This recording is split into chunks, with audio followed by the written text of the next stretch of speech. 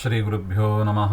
ವಂದೇ ವಂದ್ಯಂ ಸದಾನಂದಂ ವಾಸುದೇವಂ ನಿರಂಜನಂ ಇಂದಿರಾಪತಿಮಾಧ್ಯಾದಿವರದೇಶವರಪ್ರದಂ. ಶ್ರೀಮದ್ವಾದಶ ಸ್ತೋತ್ರ ತೃತೀಯ ಸ್ತೋತ್ರದಲ್ಲಿ ಎರಡನೇ ಶ್ಲೋಕ. ನ ತತೋಸ್ತ್ಯಪರಂ ಜಗದೀಡ್ಯತಮಂ ಪರಮಾತ್ಪರತಃ ಪುರುಷೋತ್ತಮತಃ ತದಲಂ ಬಹುಲೋಕವಿಚಿಂತನಯಾ ಪ್ರವಣಂ ಕುರು ಮಾನಸಮೀಶಪದೇ. ನನು ಇತರ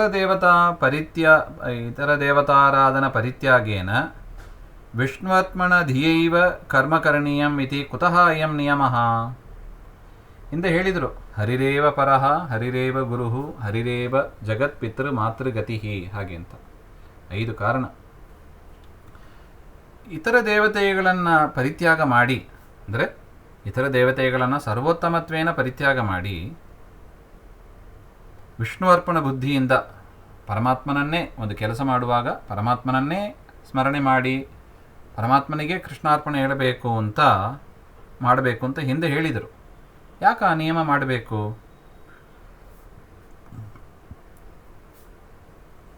ಮಾಡದಿದ್ದರೆ ಏನಾಗ್ತದೆ ಅಂತ ಹೇಳ್ತಾರೆ ಈ ಶ್ಲೋಕದಲ್ಲಿ. ಹಿಂದೆ ಹೇಳಿದರು, ಪರಮಾತ್ಮನೇ ಸರ್ವೋತ್ತಮ, ಅವನೇ ಜಗತ್ತು, ಅವನೇ ತಂದೆ ತಾಯಿ ಸ್ಥಾನದಲ್ಲಿ ಇದ್ದಾನೆ, ಹಾಗೆ ಅಂತ ಹೇಳಿದರು. ಅದರದೇ ವಿಚಾರ ಇಲ್ಲೂ ಹೇಳ್ತಾರೆ.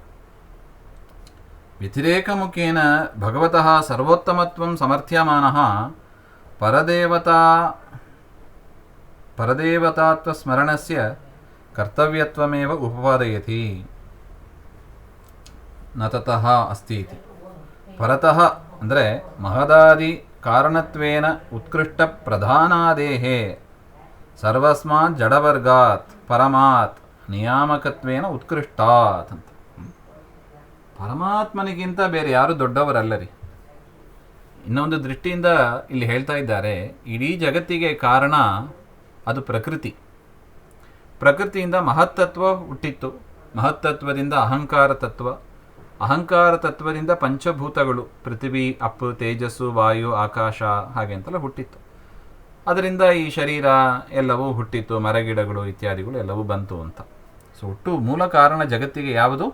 ಪ್ರಕೃತಿ. ಆ ಪ್ರಕೃತಿ ಮಹತ್ತತ್ವಾದಿಗಳಿಗಿಂತಲೂ ಉತ್ತಮವಾಗಿದೆ. ಆದರೆ ಪರಮಾತ್ಮ ಏನಾಗಿದ್ದಾನೆ? ಪರತಃ.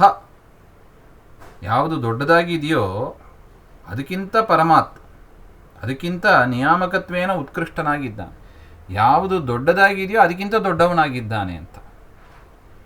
ಲೋಕದಲ್ಲಿ ಹುಟ್ಟಿದ ಎಲ್ಲ ಪದಾರ್ಥಕ್ಕೂ ಮೂಲಭೂತವಾದದ್ದು ಪ್ರಕೃತಿ. ಲಕ್ಷ್ಮಿಯಿಂದ ಅಭಿಮನ್ಯವಾದ ಪ್ರಕೃತಿ. 3 ಗುಣ ಇದೆ, ಸತ್ವಗುಣ, ರಜೋಗುಣ, ತಮೋಗುಣ ಅಂತ. ಅದರ ಕಳಬೆರಕೆಯೇ ಪಂಚಭೂತ ಎಲ್ಲವೂ ಕೂಡ. ಪರಮಾತ್ಮ ಏನಾಗಿದ್ದಾನೆ? ಅದರಿಂದ ಪ್ರಕೃತಿ ದೊಡ್ಡದು, ದೊಡ್ಡ ಸ್ಥಾನಮಾನ ಪ್ರಕೃತಿಗೆ. ಅದರಿಂದಲೇ ಈ ಜಗತ್ತು ಹುಟ್ಟಿ ಬಂದಿದೆ, ಅದೇ ಜಗತ್ತಾಗಿ ಪರಿಣಾಮ ಹೊಂದಿದೆ. ಆ ಪ್ರಕೃತಿಯನ್ನು ಕೂಡ ನಿಯಮನ ಮಾಡುವವ ಪರಮಾತ್ಮ ಅಂತ. ಅದರಿಂದ ಹೇಳ್ತಾರೆ ನೋಡಿ, ಪರಮಾತ್ ಪರತಃ. ಪರವಾದ ಪ್ರಕೃತಿಗಿಂತಲೂ ಕೂಡ ಪರಮಾತ್. ಅದನ್ನು ನಿಯಮನ ಮಾಡುವುದರಿಂದ ದೇವರು ದೊಡ್ಡವನಾಗಿದ್ದಾನೆ. ಲಕ್ಷ್ಮಿಯನ್ನು ಕೂಡ ನಿಯಮನ ಮಾಡುವುದರಿಂದ, ಪ್ರಕೃತಿಯನ್ನು ನಿಯಮನ ಮಾಡುವುದರಿಂದ ದೇವರು ದೊಡ್ಡವನಾಗಿದ್ದಾನೆ ಅಂತ ಹೇಳ್ತಾರೆ. ಹಿಂದೆ ಒಂದು ಕಾರಣ ಹೇಳಿದರು, ಜಗತ್ಪಿತೃ ಮಾತೃಗತಿ ಅಂತ. ಇಲ್ಲಿ ಮತ್ತೊಂದು ಕಾರಣ, ಮಹತ್ತತ್ವಾದಿಗಳಿಗಿಂತಲೂ ಕೂಡ ಉತ್ತಮವಾದದ್ದು ಪ್ರಕೃತಿ. ಅದನ್ನು ಕೂಡ ನಿಯಮನ ಮಾಡತಕ್ಕವನಾಗಿ ಪರಮಾತ್ಮ ಇದ್ದಾನೆ ಅಂತ. ಅದರಿಂದ ಎಲ್ಲ ಜಡಕ್ಕಿಂತಲೂ ಸರ್ವಸ್ಮಾತ್ ಜಡವರ್ಗಾತ್ ಪರಮಾತ್, ಜಡಗಳನ್ನು ನಿಯಮನ ಮಾಡುವುದರಿಂದ ಪರಮಾತ್ಮ ದೊಡ್ಡವನಾಗಿದ್ದಾನೆ ಅಂತ. ಇನ್ನು ಪುರುಷೋತ್ತಮತಃ, ಪುರುಷರಿಗಿಂತಲೂ ಕ್ಷರಪುರುಷರು, ಅಕ್ಷರ ಪುರುಷರು ಅಂತ ಜೀವವರ್ಗವನ್ನು ತೆಗೆದುಕೊಂಡ್ರೆ ಅದರಿಂದಲೂ ಕೂಡ ಉತ್ತಮನಾಗಿದ್ದಾನೆ. ಸೊ ದೇವರು ಉತ್ತಮನಾಗಿರೋದಕ್ಕೆ 2 ಗುಂಪು ಇದೆ, ಒಂದು ಜಡವರ್ಗ, ಇನ್ನೊಂದು ಚೇತನ ವರ್ಗ, ಹಾಗೆ ಅಂತ. ಪರಮಾತ್ಮ ಏನಾಗಿದ್ದಾನೆ?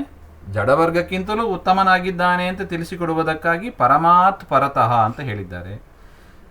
ಚೇತನ ವರ್ಗದಲ್ಲಿ ಉತ್ತಮನಾಗಿದ್ದಾನೆ ಅಂತ ತಿಳಿಸಿಕೊಡುವುದಕ್ಕಾಗಿ ಪುರುಷೋತ್ತಮತಃ ಅಂತ ಬರೀತಾರೆ. ಪುರುಷರಲ್ಲಿ ಉತ್ತಮನಾದವ. ಕ್ಷರಪುರುಷರು, ಅಕ್ಷರ ಪುರುಷರು ಅಂತ ಇಬ್ಬರು ಇದ್ದಾರೆ. ಕ್ಷರಪುರುಷರು ಅಂದರೆ ಶರೀರ ನಾಶವುಳ್ಳ ಬ್ರಹ್ಮಾದಿ ಸಕಲ ಜೀವರಾಶಿಗಳು. ಬ್ರಹ್ಮದೇವರಿಗೂ ಕೂಡ ಶರೀರ ನಾಶ ಇದೆ. ಪ್ರಳಯ ಕಾಲದಲ್ಲಿ ಅವರ ಶರೀರವು ನಾಶ ಆಗ್ತದೆ. ಅದರಿಂದ ಕ್ಷರಪುರುಷರು ಅವರೆಲ್ಲರೂ ಕೂಡ, ನಾವೆಲ್ಲರೂ ಕೂಡ ಕ್ಷರಪುರುಷರೇ, ಶರೀರ ನಾಶ ಆಗತಕ್ಕದ್ದು. ಲಕ್ಷ್ಮೀದೇವಿ ಅಕ್ಷರ ಪುರುಷಳು, ಅವಳ ಶರೀರ ನಾಶ ಇಲ್ಲ, ನಿತ್ಯ ಮುಕ್ತಳು, ಶರೀರ ನಾಶ ಇಲ್ಲದವಳು. ಪರಮಾತ್ಮ ಈ ಇಬ್ಬರಿಗಿಂತಲೂ ಉತ್ತಮ, ಅದರಿಂದ ದೇವರಿಗೆ ಪುರುಷೋತ್ತಮ ಅಂತ ಹೆಸರು. ಕ್ಷರಪುರುಷರಿಗಿಂತಲೂ ಅಕ್ಷರ ಪುರುಷರಿಗಿಂತಲೂ ಉತ್ತಮನಾಗಿದ್ದಾನೆ ಪರಮಾತ್ಮ ಅಂತ ನೋಡಿ. ಅದನ್ನೇ ಇಲ್ಲಿ ವ್ಯಾಖ್ಯಾನದಲ್ಲಿ ತಿಳಿಸ್ತಾರೆ ವಿಶ್ವಪತಿ ತೀರ್ಥರು. ದೇವಾ ಬ್ರಹ್ಮಾದಯ ಸರ್ವೇ ಶರೀರ ಕ್ಷರಣಾತ್ಕ್ಷರಾಹ. ಬ್ರಹ್ಮಾದಿ ಸಕಲ ದೇವತೆಗಳು ಕೂಡ, ಎಲ್ಲರೂ ಕೂಡ ಅವರ ಶರೀರ ನಾಶ ಆಗುವುದರಿಂದ ಅವರು ಕ್ಷರಪುರುಷರು ಅಂತ. ಲಕ್ಷ್ಮೀ ಅಕ್ಷರ ದೇಹತ್ವಾತ್ ಅಕ್ಷರ ಇತ್ಯಭಿಧೀಯತೆ. ಲಕ್ಷ್ಮೀದೇವಿಗೆ ಶರೀರ ನಾಶ ಇಲ್ಲ, ಅದರಿಂದ ಅವಳನ್ನು ಅಕ್ಷರ ಅಂತ ಕರೀತಾರೆ ಅಂತ. ಇದು ಸ್ಮೃತಿಸಿದ್ಧ ಕ್ಷರಾಕ್ಷರ ಭೇದೇನ. ಕ್ಷರ ಮತ್ತು ಅಕ್ಷರ ಅಂತ ಎರಡು ಗುಂಪು ಇದೆ ಅಂತ ಸ್ಮೃತಿಯಲ್ಲಿ ಪ್ರಸಿದ್ಧ ಇದೆ. ಅದರಿಂದ ಈ ಎರಡು ಪುರುಷರಿಗಿಂತಲೂ ಸರ್ವಸ್ಮಾತ್ ಚೇತನ ವರ್ಗಾತಪಿ ಉತ್ತಮ ಪುರುಷೋತ್ತಮ ತಸ್ಮಾತ್ ಅಂತ ಅರ್ಥ. ಆ ಪರಮಾತ್ಮನ ದೆಸೆಯಿಂದ ಅಂತ ಅರ್ಥ. ಜಡಕ್ಕಿಂತಲೂ ಉತ್ತಮನಾದ, ಜೀವರಿಗಿಂತಲೂ ಉತ್ತಮನಾದ ಪರಮಾತ್ಮನ ದೆಸೆಯಿಂದ ಜಗತಿ ಲೋಕೆ ಈಡ್ಯತಮಂ. ಈ ಜಗತ್ತಿನಲ್ಲಿ ಪ್ರಶಸ್ತ ಮಾಡಲಿಕ್ಕೆ ಯೋಗ್ಯವಾದದ್ದು ಮತ್ತೊಂದು ಯಾವುದೂ ಇಲ್ಲ ಅಂತಾರೆ ಆಚಾರ್ಯರು. ಎಷ್ಟು ಚಂದ ಮಾತು ನೋಡಿ. ನತತೋಸ್ತ್ಯಪರಂ ಜಗದ್ ಈಡ್ಯತಮಂ. ಈಡ್ಯತಮ, ಈಡ್ಯ ಅಂದರೆ ಏನು? ಈಡಿತುಂ ಯೋಗ್ಯ, ಸ್ತೋತ್ರ ಮಾಡಲು ಯೋಗ್ಯವಾದದ್ದು ಅಂತ ಅರ್ಥ. ಈಡಿತುಂ ಯೋಗ್ಯ.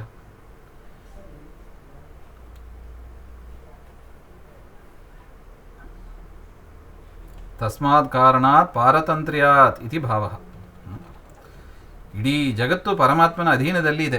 ಅದರಿಂದ ಪ್ರಶಂಸೆ ಮಾಡಲಿಕ್ಕೆ ಯಾರೂ ಕೂಡ ಯೋಗ್ಯರಲ್ಲ, ಎಲ್ಲರೂ ಅನ್ಫಿಟ್ಟೆ. ಯಾರೂ ಕೂಡ ಏನಲ್ಲ,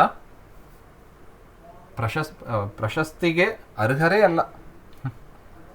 ಎಷ್ಟು ಚಂದ ಇದೆ ನೋಡಿ. ನತತೋಸ್ತ್ಯಪರಂ ಜಗದೀಡ್ಯತಮಂ.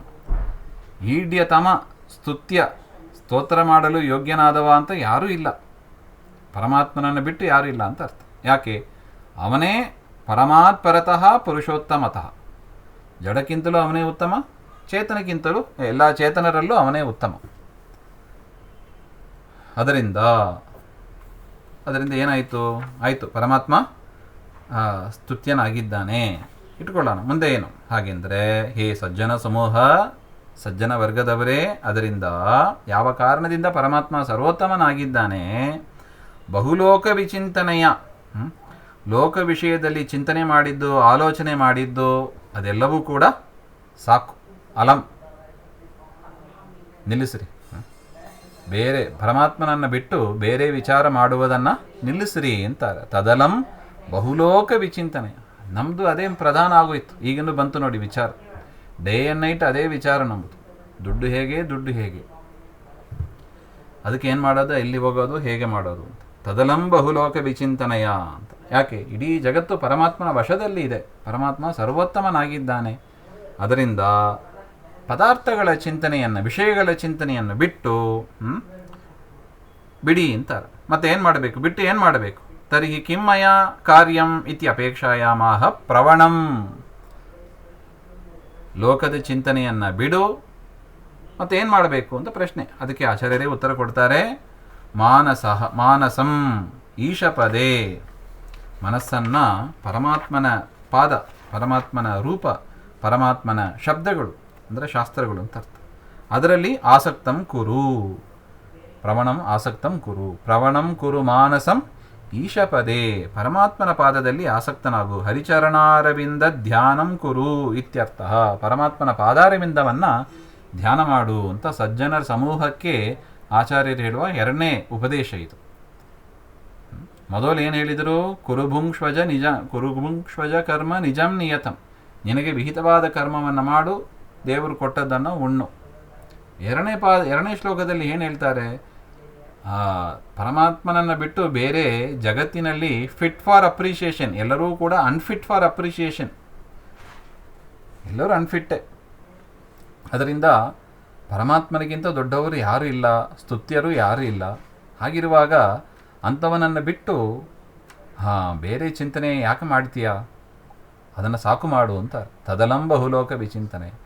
ಪ್ರವಣಂ ಕುರು ಮಾನಸಂ ಈಶಪದೆ, ಪರಮಾತ್ಮನ ರೂಪವನ್ನು ಧ್ಯಾನ ಮಾಡು, ಅದರಲ್ಲಿ ಆಸಕ್ತನಾಗು, ಅವನೇ ಸರ್ವೋತ್ತಮನಾದ್ದರಿಂದ, ಅವನೇ ಸ್ತುತ್ಯನಾದ್ದರಿಂದ, ಹಾಗೆ ಅಂತ ಕಾರಣಗಳನ್ನು ಕೊಡ್ತಾ ಇದ್ದಾರೆ.